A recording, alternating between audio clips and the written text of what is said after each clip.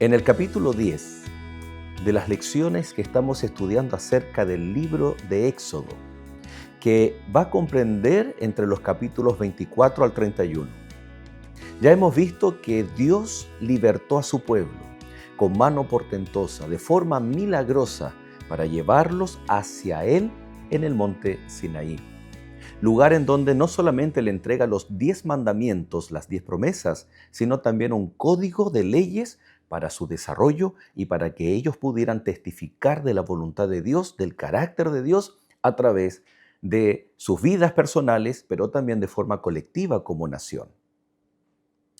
¿Qué más Dios tenía que hacer para con ellos?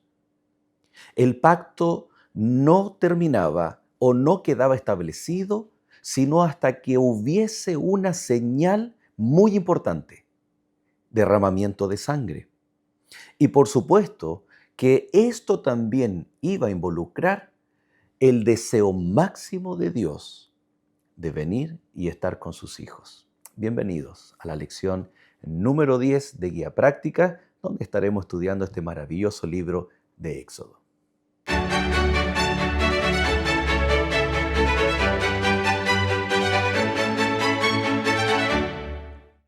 Muy bienvenidos a cada uno de ustedes, queridos amigos, que semana tras semana nos acompañan en el estudio de la palabra de Dios a través de las lecciones de la escuela sabática. Quiero enviar un saludo y muchas gracias porque capítulo tras capítulo ustedes nos envían comentarios, especialmente para saber desde dónde nos están acompañando. Algunos de ustedes nos comparten sus pedidos de oración. Estamos orando por familiares, por situaciones de salud, por todas aquellas situaciones que ustedes nos escriben y que con mucho gusto podemos sumarnos a tus oraciones de intercesión para de esa forma esperar aquellos milagros o la voluntad de Dios actuar en nuestras vidas. Sean cada uno de ustedes entonces muy bienvenidos. No te olvides de darle un like, comentarnos y por supuesto, si aún no lo has hecho, suscríbete a nuestro canal para que de esa forma puedas estar estudiando la lección cada semana y por supuesto de aquí a poco estamos preparando algunos materiales para compartir también con jóvenes, para reforzar nuestra fe, nuestra espiritualidad, sin duda alguna de mucho beneficio dentro de todo lo que las plataformas también nos ofrecen, que podamos juntos estar estudiando la palabra de nuestro Dios. Vamos entonces a iniciar abriendo la palabra de Dios. Te invito a Éxodo capítulo 24. Y antes de leer, vamos a, por supuesto, a pedir a Dios que nos bendiga y que te acompañe allí donde tú estés. Querido Dios, gracias te damos por el privilegio de estudiar tu palabra. En esta hora rogamos que tu Santo Espíritu nos acompañe y que al repaso, al estudio, Señor, de estos puntos principales que esta semana estaremos estudiando, tú nos puedas guiar, dirigir, no solo para entender, sino también para practicar y poner en nuestro corazón estos hermosos principios de vida. Gracias te damos, oramos en el nombre de Jesús. Amén. Quisiera comenzar leyendo Éxodo capítulo 24, como bien decíamos, el verso 4, y dice la palabra de Dios: Y Moisés escribió todas las palabras de Jehová, y levantándose de mañana, edificó un altar al pie del monte y 12 columnas, según las 12 tribus de Israel. Es interesante que la lección nos está planteando que Moisés escribe todo lo que Dios le había dicho, todas estas instrucciones, las palabras, el código del pacto, y que luego Moisés levanta un altar para adorar a Dios. Pero este altar dice específicamente, el verso 5, que envió jóvenes de los hijos de Israel, los cuales ofrecieron holocaustos y becerros como sacrificios de paz a Jehová. El primer punto a destacar es que la palabra de Dios no puede estar desconectada, desligada de la adoración. Aquí vemos que Moisés escribe la palabra de Dios y luego levanta un altar y se ofrece un holocausto para Dios, un holocausto de paz. ¿Cuán importante es entender esto en el contexto del pacto? Un pacto necesita simbólicamente las firmas, el compromiso tácito de ambas partes. En este caso, Moisés escribe estas palabras de Dios, luego que Dios le da a él después las escribe. Este testimonio que después, posteriormente, va a ser colocado no dentro del arca del pacto, sino a un costado, pero aún estando en el lugar santísimo. O sea, tenía una trascendencia. Y vemos que esto está conectado con un acto de adoración. Y permíteme inmediatamente extraer aquel principio que nos sirve en nuestra vida diaria. ¿De qué nos sirve tener la palabra escrita de Dios si no tenemos una actitud de adoración? ¿De qué nos sirve muchas veces alejarme de la iglesia y tener el argumento que tal vez muchos podamos tener, que es, pero yo no me he alejado de Dios, yo leo la Biblia? Pero la Biblia sin adoración, ahora no digo que la adoración se da exclusivamente en los templos, pero es parte importante, porque sin duda alguna que Moisés tenía una adoración personal con Dios, pero él se involucra, dice que los jóvenes traen y el pueblo adora a Dios a través de este holocausto de paz. Es decir, mi experiencia personal con Dios a través de su palabra escrita, por supuesto que me lleva a una adoración personal, pero también me lleva a la necesidad de tener una adoración colectiva. Por lo tanto, si yo creo en la palabra de Dios, si yo sigo la palabra de Dios, no puedo dejar de congregarme. Necesito congregarme, necesito ir al lugar del altar. El altar puede estar, por supuesto, en tu casa. Jesús le dice a la mujer samaritana, ¿te acuerdas? Es necesario que adoremos a Dios en espíritu y en verdad, porque Dios es espíritu. Y el contexto es que había un conflicto entre los samaritanos y los judíos de dónde se iba a adorar a Dios, si en el monte Gerizim o en el monte, en el templo en Jerusalén. La verdad que no me quiero poner a discutir o argumentar aquí entre nosotros si cuál es la forma correcta de adorar a Dios. Tú puedes adorar a Dios en donde sea, pero en el contexto de esta lección nos está diciendo que el pueblo de Dios fue invitado a una adoración colectiva conectado con la palabra de Dios una vez que ésta fue escrita, ya sea el decálogo con el dedo de Dios o la ley de Moisés o el código del pacto escrita por el mismo Moisés. Por lo tanto, es muy importante que al tener la palabra de Dios, parte importante sea mi respuesta a Dios personal, pero también una respuesta de adoración colectiva. Y esta se da cuando nos congregamos en los templos para adorar a Dios en el día señalado por Dios. Muy bien, el verso 6 en adelante dice, y Moisés tomó la mitad de la sangre y la puso en tazones y esparció la otra mitad de la sangre sobre el altar. Y tomó el libro del pacto y lo leyó a oídos del pueblo, el cual dijo, haremos todas las cosas que Jehová ha dicho y obedeceremos. Entonces Moisés tomó la sangre, la otra mitad, y roció sobre el pueblo y dijo, he aquí la sangre del pacto que Jehová ha hecho con vosotros sobre todas estas cosas. Cuando Dios le manifiesta su pacto a Adán y Eva en el huerto del Edén, cuando tal vez ellos deberían haber caído fulminados por las consecuencias del pecado, porque la instrucción era ciertamente el día que de él comieres morirás, Dios viene, los busca, los atrae. La pregunta, ¿dónde estás?, es para atraerlos a sí mismo y Dios manifiesta su pacto.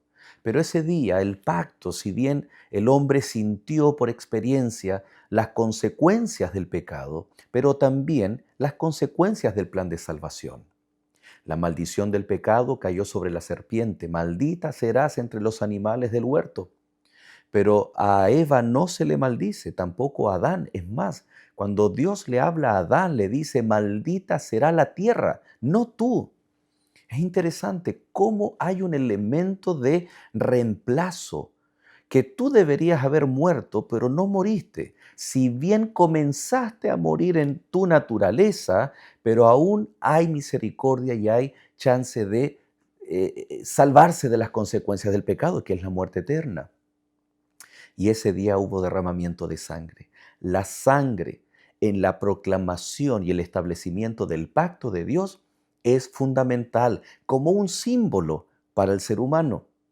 Posteriormente, cuando Noé y su familia salen del arca y el Señor pone un arco iris como señal del pacto, en ese contexto Noé sale del arca, toma de animales limpios y hace un sacrificio, un holocausto, un altar. Hay derramamiento de sangre. La Biblia dice que a Dios le agradó el sacrificio que Noé en gratitud, en adoración hacía para Dios. Y fue ahí que Dios pone el arco iris como señal de su pacto eterno. En Génesis capítulo 15, cuando Abraham recibe la instrucción de Dios y el pacto de Dios, y es más, en Abraham se va detallando aún más porque dice en los primeros versos del capítulo 15, yo soy tu escudo, yo soy tu salvación. Y ahí se presenta el Señor como el yo soy. Y hacen un pacto. Abraham tiene que partir los animales por mitades iguales y representando que una mitad era para él y otra mitad representaba la parte de Dios. Cuando llega la noche, ese altar se comienza a llenar de humo y desciende la presencia de Dios. Fíjate la conexión que hay, palabra de Dios en el pacto, la instrucción, está la adoración a través de un sacrificio y como hay un sacrificio, por supuesto también hay derramamiento de sangre. El pacto tiene que tener el elemento importante de la sangre. Es así como llegamos entonces, bajo este contexto, a Éxodo capítulo 24, versos 6 en adelante, donde se hace este holocausto, este sacrificio. Ahora, ¿qué se hace con la sangre? No simplemente queda derramada allí como seguramente quedó con los antepasados en el altar, sino que ahora Moisés toma de la sangre, reserva una mitad y la otra mitad dice que la esparce sobre el altar donde se había hecho el sacrificio. Vamos a ver más adelante que el santuario terrenal aún no se había edificado, por lo tanto, no existía el altar del sacrificio, los distintos muebles y lugares, aún. Pero en este altar de 12 columnas, de 12 piedras, se toma la sangre y se derrama sobre el altar como señal del pacto que Dios tiene para con el pueblo. Es interesante tal vez imaginar cómo las palabras de Dios, yo seré tu Dios y tú serás mi especial tesoro, pero ahora, eh, viendo que para ser el especial tesoro de Dios tenía que haber derramamiento de sangre. Dios estaba dispuesto, el pueblo estaba viéndose reemplazado, su culpa, su pecado, pero ahora, gracias a esta sangre, gracias al pacto, ellos no solo eran el especial tesoro de Dios, sino que se iban a encontrar con el mayor de los deseos de Dios, de Él descender para estar con su pueblo. La palabra de Dios señala que esa sangre, la otra mitad, entonces fue asperjada y derramada sobre el pueblo. Qué interesante señal, qué interesante simbolismo. Ser cubiertos por la sangre del cordero, de becerros, del holocausto. Pero sin duda alguna que está representando y el pueblo está experimentando de forma pedagógica y didáctica todo el plan de salvación que desde antes de la fundación del mundo estaba establecido para venir y rescatar al ser humano. La sangre que cubre, la sangre que limpia, que nos expía de nuestros pecados, era la que estaba siendo derramada sobre el pueblo en el contexto de darle término a todo el proceso del establecimiento del pacto que Dios tenía para con ellos. Pacto que inicia con la redención, con sacarlos de la esclavitud, con manifestaciones poderosas de Dios en favor de su pueblo, con darles la señal máxima de su carácter, los 10 mandamientos, los códigos del pacto. Luego Moisés escribe todas estas cosas. Hay adoración por parte del pueblo. El pueblo se congrega, adoran, ven cómo se proyecta a través de los siglos la promesa de la venida del Salvador, del Mesías, a través del sacrificio mismo y de la sangre que es derramada en el sacrificio, pero posteriormente los beneficios de esta sangre que simbólicamente fueron dados al pueblo cuando se asperjó sobre el pueblo la sangre de este sacrificio. Claramente, aquí se está apuntando a Cristo Jesús, el cual nos redime de la esclavitud del pecado. Cuando tú aceptas ser parte del pacto de Cristo Jesús, Él manifiesta su poder para que tú puedas dar testimonio a otras personas a través de la predicación por testimonio. Y por supuesto que nuestro privilegio también es un deber cuando tenemos los 10 mandamientos, la muestra y la señal del carácter de Dios. Cuando guardamos los mandamientos reflejamos el carácter de Dios. Cuando miramos a la cruz del Calvario, ese, entre comillas, altar del sacrificio, la sangre que fue derramada sobre el pueblo de Dios, que ahora eres tú y yo, podemos ser justificados, expiar nuestros pecados en la sangre preciosa del Cordero de Dios que quita el pecado del mundo. Posterior a esto, a Moisés se le hace una invitación, pero también a 70 ancianos y a Aarón y a sus 2 hijos, Nadab y Abiú. 74 personas van subiendo hacia el monte para ver a Dios cara a cara. Pero entiéndase que no es el rostro, la cara de Dios, sino para estar cara a cara ante las manifestaciones de la presencia de Dios. Su teofanía, su manifestación sobrenatural. ¿Por qué? Vamos a ver en los próximos capítulos que Dios mismo le dice a Moisés que todo ser humano que vea mi gloria morirá. Por lo tanto, ellos ven la presencia de Dios de forma experimental, cara a cara. Llama la atención en el texto bíblico que ellos celebran un banquete con Dios en las alturas del monte Sinaí. Tal como lo dice el verso 9 del capítulo 24, y subieron Moisés y Aarón, Nadab y Abiú, y 70 de los ancianos de Israel, y vieron al Dios de Israel, y había debajo de sus pies como un embaldosado de zafiro semejante al cielo cuando está sereno. El verso 11 dice, mas no extendió su mano sobre los príncipes de los hijos de Israel, y vieron a Dios, y comieron y bebieron. Es interesante en este proceso entender, como decíamos anteriormente, que ellos no ven a Dios cara a cara, sino que están cara a cara ante la presencia de Dios. Llama la atención que ellos comen. La verdad que la Biblia no nos entrega mayor evidencia si llevaron comida o Dios les preparó comida.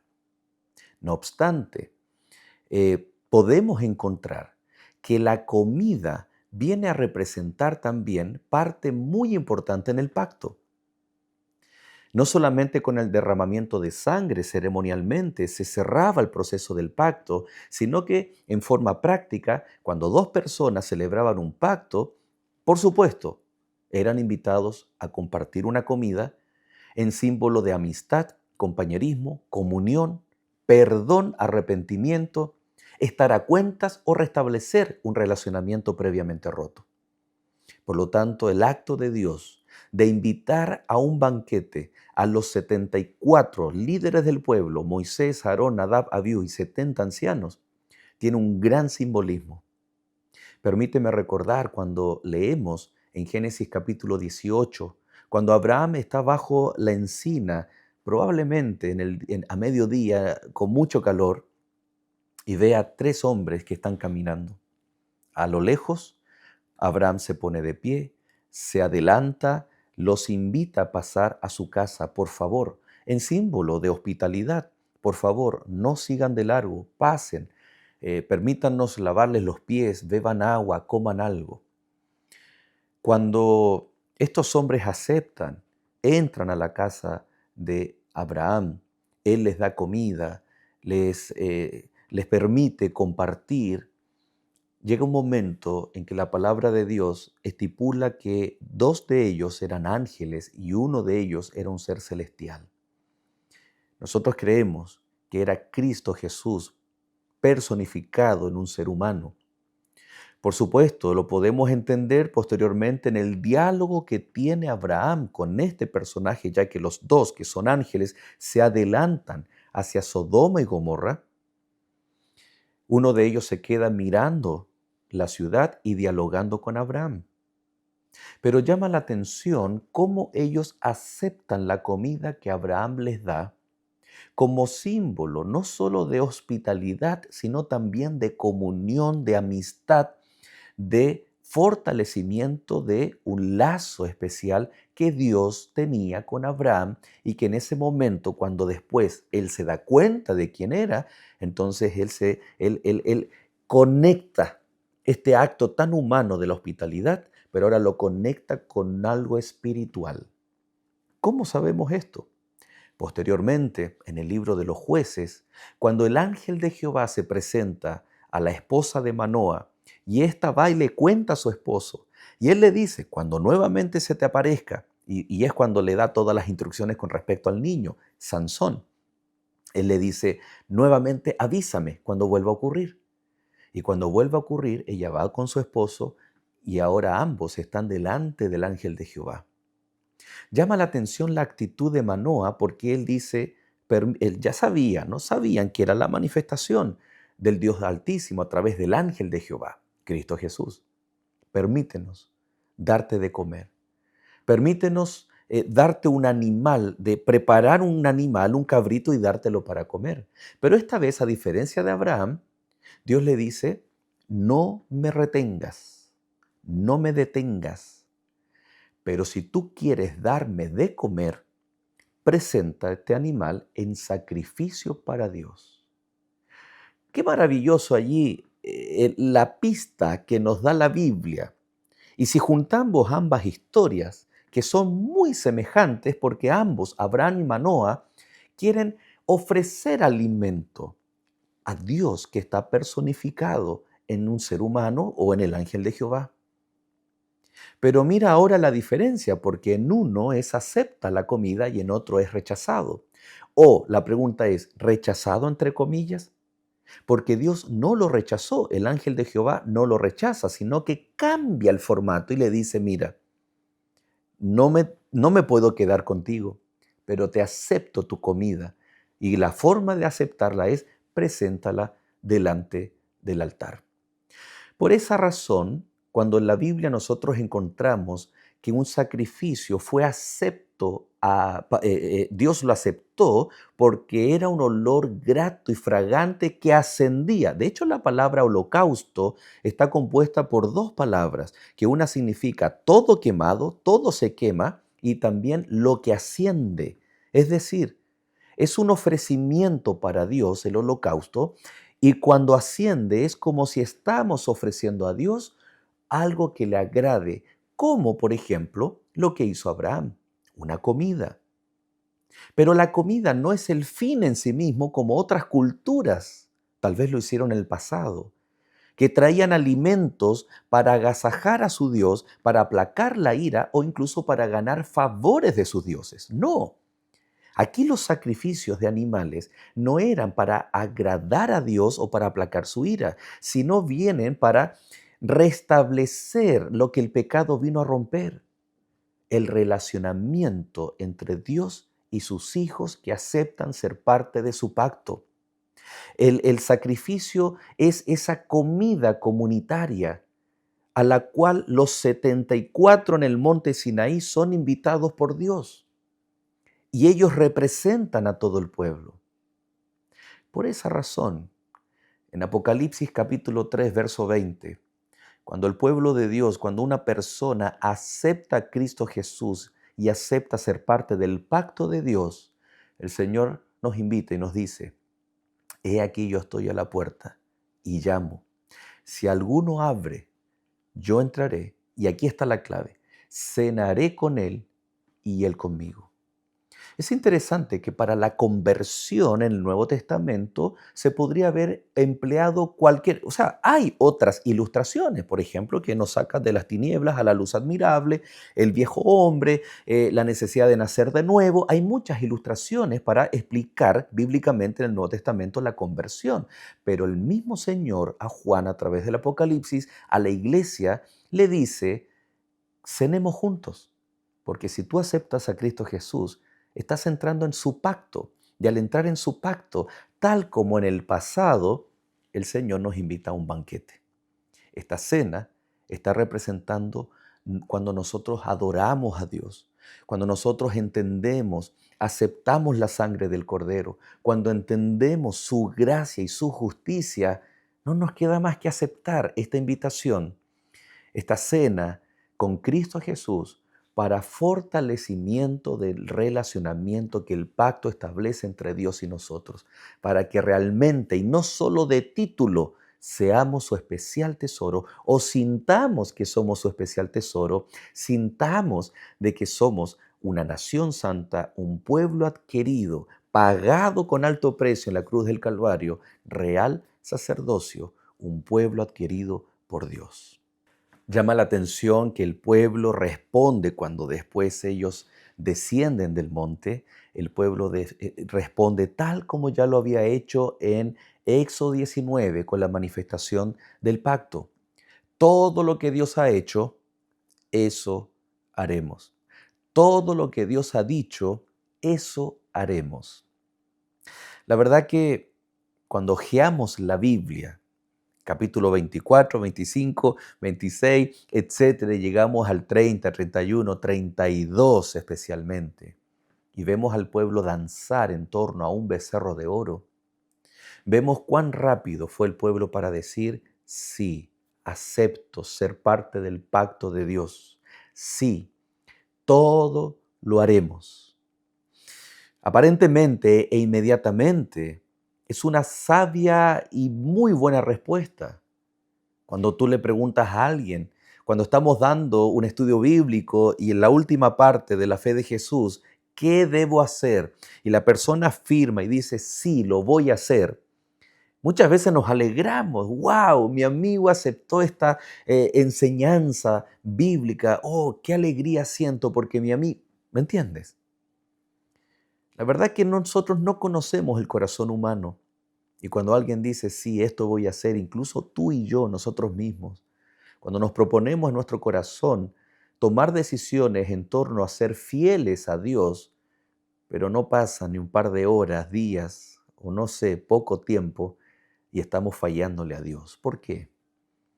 Porque aquí al pueblo le faltó reconocer que la demanda del pacto, si bien es un privilegio ser parte, hay deberes también que debemos cumplir. Y hay una persona divina fundamental y protagonista en este punto del pacto, la persona maravillosa del Santo Espíritu, el Espíritu Santo. Estamos dentro del pacto, hemos aceptado a Cristo Jesús, pero la pregunta es, ¿y cómo lo vamos a hacer?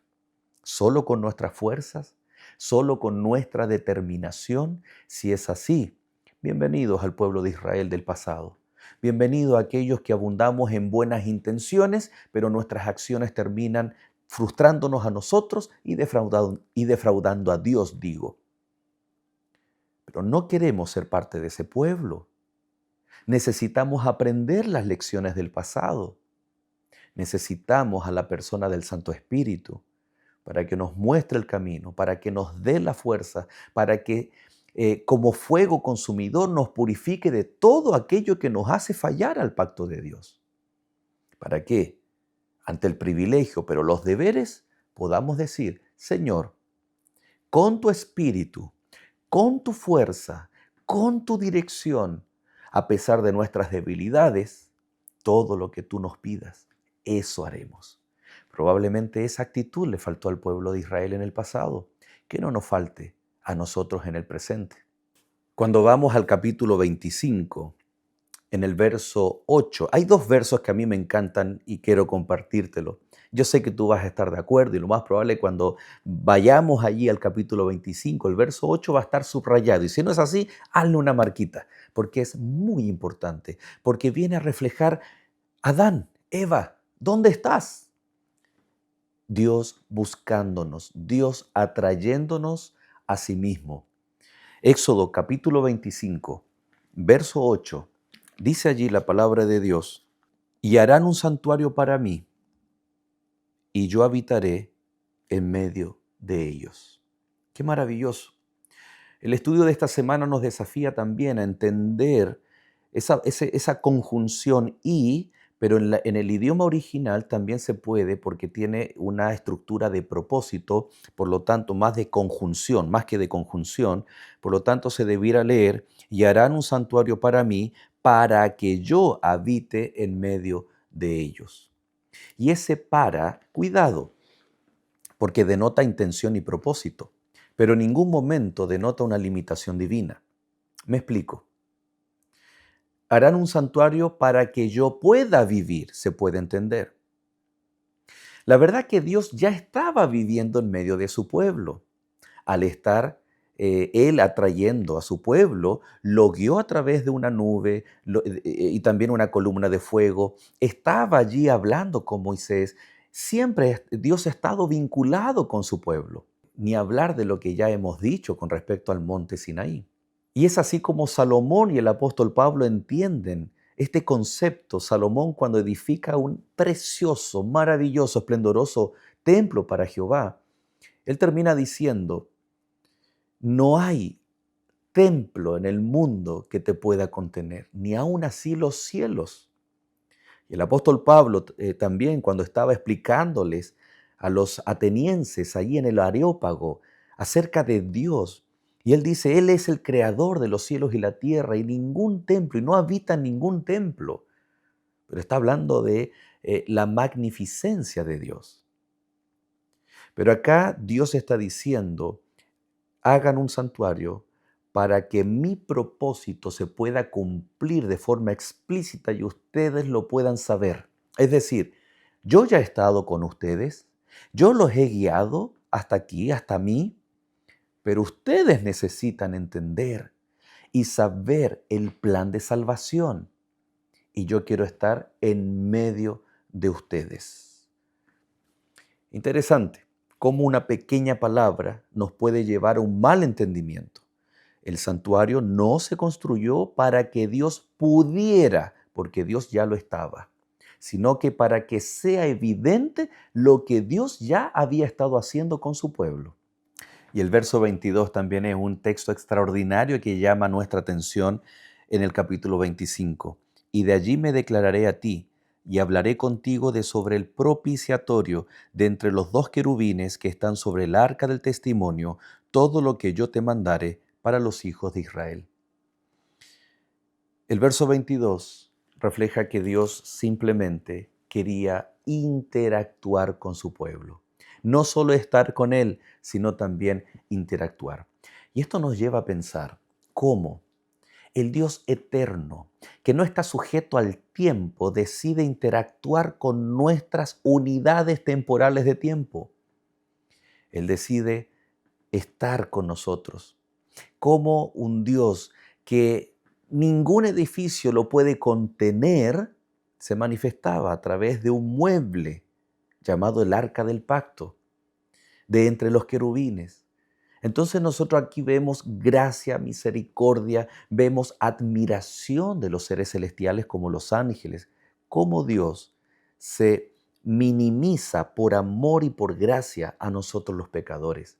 Pero aún en esta llamada minimización, Dios quiere mostrar su gloria. Dios quiere manifestar que su presencia en medio del pueblo es una manifestación gloriosa. ¿Cómo lo hace? Él muestra a Moisés una especie de maqueta que representa la gloriosa realidad en el cielo. Y ya vamos a explicar esa diferencia. ¿Alguien podría pensar una maqueta a escala? No, la verdad que es una maqueta simbólica del plan de salvación y de lo que ocurre en el trono de Dios, en el santuario celestial. Permítame ponerte en el siguiente ejemplo. Existen artistas muy buenos que trabajan en teatros. Por ejemplo, mimos o actores que sin la necesidad de escenografía, al contrario, es todo un fondo negro y las luces solamente apuntan a ellos. Y resulta que ellos te hacen pensar cuando abren una puerta que están entrando a un espacio. Cuando corren una silla, en la imaginación, me estoy refiriendo a los mimos, ¿no? Que ellos son capaces de hacerte ver lo invisible. Cuán importante entonces era que el pueblo estuviera viendo aquello que hasta ese momento era invisible. Determinar era el discernimiento, era difícil de entender aquello. Pero hay algo maravilloso, porque hay teatros que montan unas escenografías extraordinarias, que vienen a complementar la calidad de los actores, que da la impresión que son capaces de recrear no solo un pequeño espacio, sino una calle, una ciudad por completo. Y cuando tú estás viendo esa obra de teatro, eres capaz de estar inmerso y de creer que es la vida real. El santuario tiene dos aspectos muy importantes: la escenografía, pero también la trama, el guión que se nos quiere mostrar. ¿Cuál es la escenografía? Fue dada a Moisés toda la ordenanza de los centímetros, metros, los materiales con los cuales se debía construir el santuario, o, entre comillas, la escenografía para explicar el contexto del plan de salvación, los tiempos, las profecías, los participantes, todos estamos involucrados en el santuario. Si bien el protagonista es uno solo, es Cristo Jesús, pero allí el pecador está identificado también. Pero la trama es el plan de salvación, es la historia de la redención. Por lo tanto, debía ser con mucho cuidado. Y aquí hay algo bien interesante, porque a partir del capítulo 25 en adelante se le pide a Moisés que comience a construir el santuario. Y debían ser personas llenas del Espíritu Santo.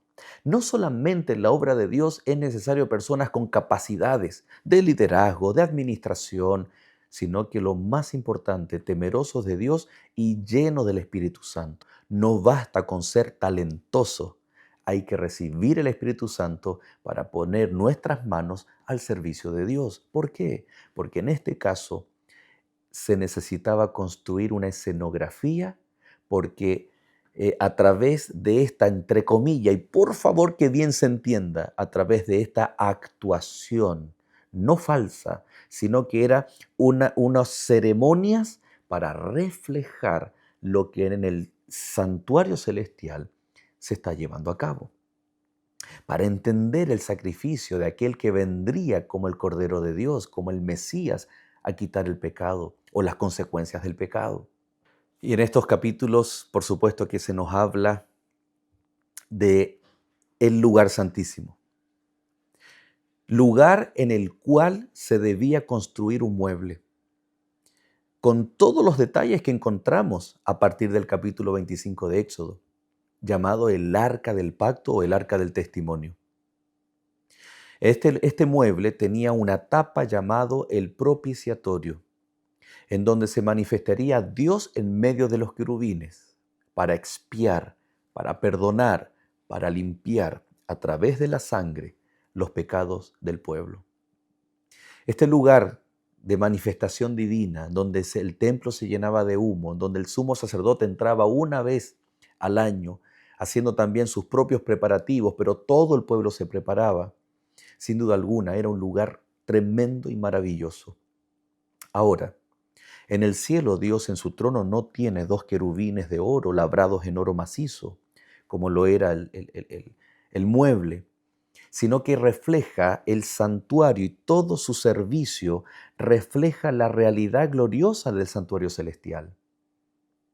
Pero en el reino de los cielos, en el santuario celestial, no son ángeles labrados, sino son ángeles reales, como Isaías, como Ezequiel ve en sus visiones del trono de Dios. La manifestación de Dios en su trono era entendida como la manifestación de Dios en el arca del pacto. Por lo tanto, de esta forma el pueblo iba entendiendo cómo Dios los alcanzaba para redimirlos. La redención no era simplemente sacarlos de Egipto, era sacarlos de la peor de esclavitud egipcia, la esclavitud del pecado. Y querido amigo, esta lección nos muestra a nosotros primero que somos parte de un pacto de Dios, que aquí está la palabra escrita de Dios y que yo no puedo desconectarla de la adoración que debo tener para con Dios, tanto individual como colectiva. No dejes de congregarte. Las iglesias están allí esperándonos para unirnos al pueblo de Dios y poder alabar juntos el nombre de Dios. No te olvides de la sangre, un punto muy importante en el pacto de Dios. Pero esta vez no son la sangre de animales, sino que es la sangre de Cristo Jesús, la cual nos limpia de todo pecado. ¿Y para qué? Para que Dios pueda establecer un banquete, una cena contigo, como lo dice Apocalipsis 3:20. Esa cena está preparada para aquellos que hacen un pacto con Dios a través de las aguas del bautismo y a través de las decisiones de fidelidad del bautismo del Espíritu todos los días de nuestra vida, para fortalecer nuestros lazos con Dios, nuestro relacionamiento con Dios, porque el pacto es un pacto de relacionamiento.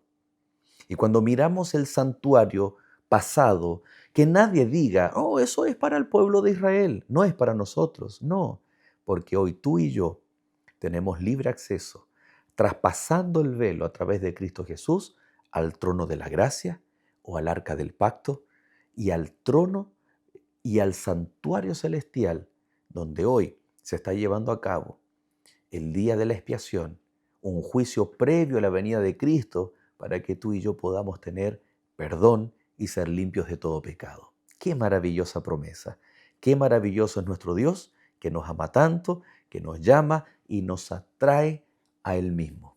Que Dios te bendiga y nos vemos el próximo capítulo.